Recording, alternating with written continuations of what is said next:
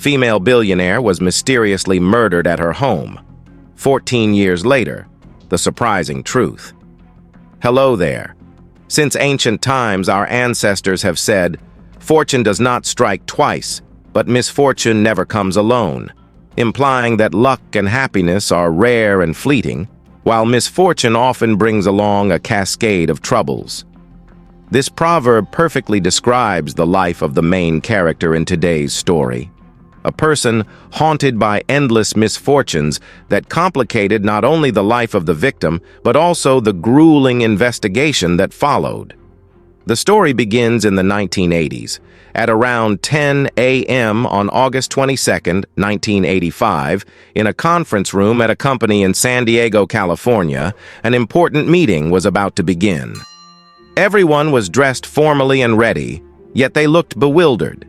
Helena Nagerworld, the company's deputy director, was inexplicably late by over half an hour. Anyone who knew Helena could tell you she was incredibly professional, usually arriving half an hour early. Her lateness was unprecedented. Even if she had an unusual schedule, she would have notified the company, but this time, there had been no word from her. By 11 a.m., with no sign of Helena, her secretary Sam called her husband, Roger Franklin. Without hesitation, Roger drove home. As he approached the house and looked through the front window, he found Helena lying motionless at the door. Helena Nagerworld was dead. The tragedy begins. Local police arrived at the scene and, after a preliminary examination, found no visible signs of physical trauma. The cause of death remained a mystery. However, signs of struggle were apparent, and a closer examination revealed marks on her neck. This suggested that the probable cause of death was asphyxiation. But fate, it seemed, had handed them an unexpected twist. Near Helena was a leather bag, still locked, with its contents scattered everywhere. Police initially suspected a robbery-murder scenario, yet this theory quickly fell apart, as among the scattered belongings lay an intact wallet with cash and credit cards. Roger confirmed that there were no valuable items missing from the house, ruling out theft as a motive. Helena's clothing was somewhat disheveled, but not torn, indicating she had not been sexually assaulted. Nevertheless, there were still many questions at the scene. As mentioned, her belongings had spilled out of her purse. Based on the arrangement of these items, investigators believed they hadn't simply fallen out. It appeared Helena had used her bag as a weapon to fend off the attacker. Further supporting this theory, forensic investigators found 2 broken fingernails, reinforcing the idea of a violent struggle. So why did Helena so fiercely resist the attacker? Could it be she knew who they were? After careful analysis, police found evidence supporting this theory. While no clear clues pointed to the identity of the killer, there was a strong likelihood that, during the altercation, they had left fingerprints on her body, unless they had been wearing gloves. If this hypothesis was correct, it suggested the killer harbored a grudge or conflict with the victim. With this direction established, the police focused on Roger. As the last person to see Helena and the one who first reported the crime scene, he was the primary suspect. Investigators questioned Roger extensively about his activities on the day of the incident. According to his account, Helena usually left the house before he did. But on the morning of August 22nd, she had received a phone call, so Roger had left first. He was at work until he got Sam's call, which prompted him to rush home and discover the tragedy. The police probed further into their marital relationship. Roger, aware of the direction of the questioning, became visibly furious, criticizing the police for suspecting him instead of focusing on solving the case. His anger silenced the detective, who had no response to his outrage. Left without Roger's cooperation, the police proceeded on their own. According to colleagues, Roger had arrived at work around 8:30 a.m. on August 22nd, while Helena was still at home talking on the phone. She didn't finish her call until 9 a.m., meaning Roger would have to be in 2 places at once to be the killer, Additionally, their marriage had no apparent issues, and Helena had no life insurance policy. The evidence thus supported Roger's indignation, especially as the police found out the couple had only recently moved to San Diego, with minimal social connections in the area. It was difficult to imagine anyone harboring such a deep resentment toward her to the point of murder. Only then did the story take a surprising turn. With the police investigation into the couple's brief time in San Diego yielding few clues, the situation threatened to stall the case entirely. In desperation, the lead investigator sought out Roger again, hoping he could offer more information to break the deadlock. True to his straightforward character, Roger immediately inquired about the case's progress. The investigator replied that, while the preliminary steps were complete, the case was still stalled. Roger was adamant, insisting that his wife had surely left behind a clue and urging the police to re-examine every detail thoroughly. The compounding difficulties. Roger's request for a detailed re-examination was reasonable, especially given Helena's background. DNA technology had only been invented in 1984 by British geneticist Alec Jeffreys, and in 1985, only a handful of people were even aware of the term. Helena, however, was different. Not only was she knowledgeable about DNA, but arguably, few in the world understood this technology better than she did. In fact, Helena wasn't even a U.S. citizen. Born and raised in England, the birthplace of DNA technology, Helena earned her Ph.D. in pathochemical sciences from the University of London at only 26, a true prodigy. What makes her even more admirable is that she wasn't just a theorist.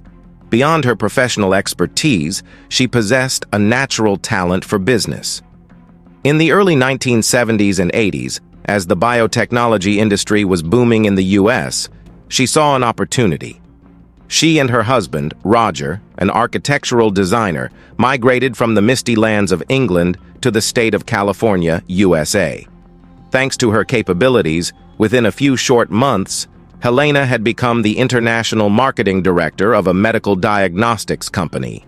In 1984, DNA technology was advancing rapidly, and one company called Jam Probe, specializing in gene probes and based in San Diego, invited Helena to join as vice president.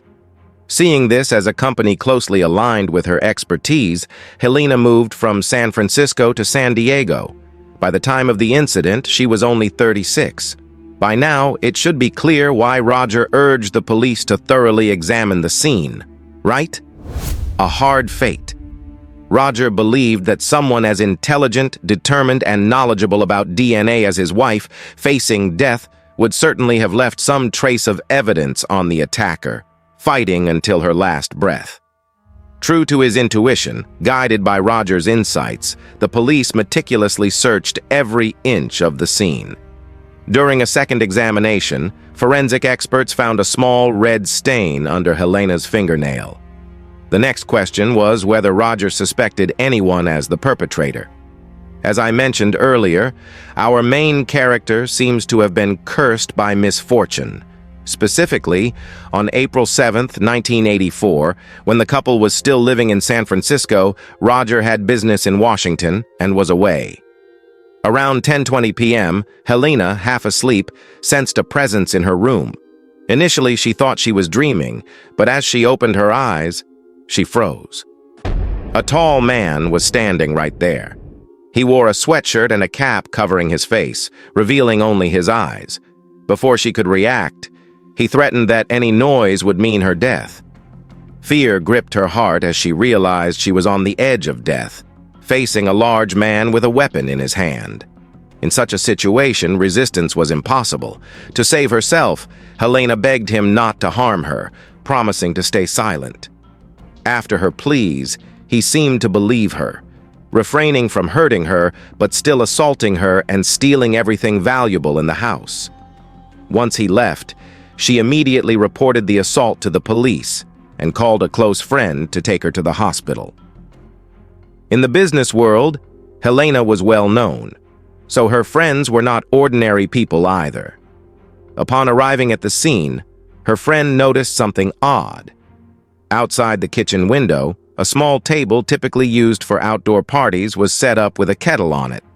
This seemed unusual, so the friend confirmed with Helena, who recalled the kettle had been on the kitchen windowsill earlier.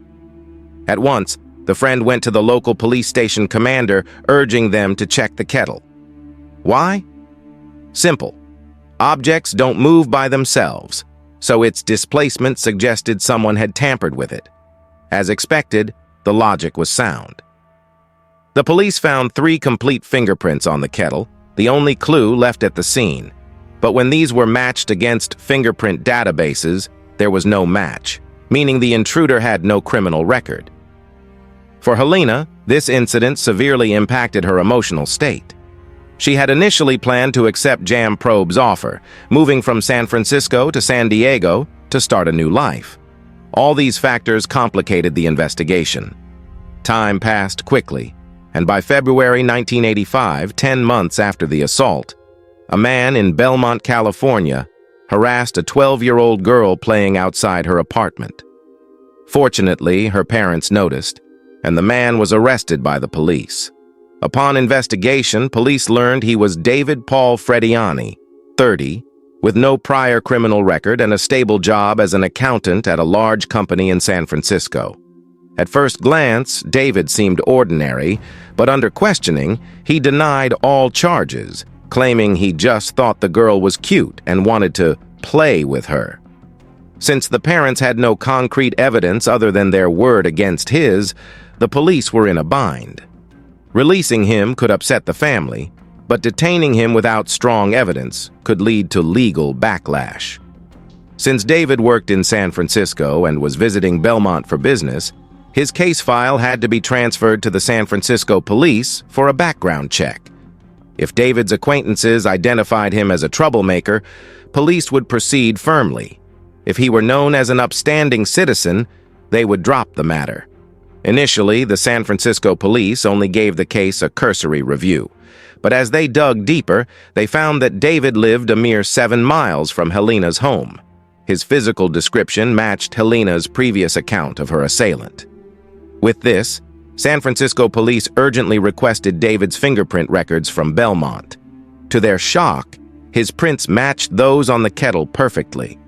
He was indeed the man who broke into Helena's bedroom on April 7, 1984.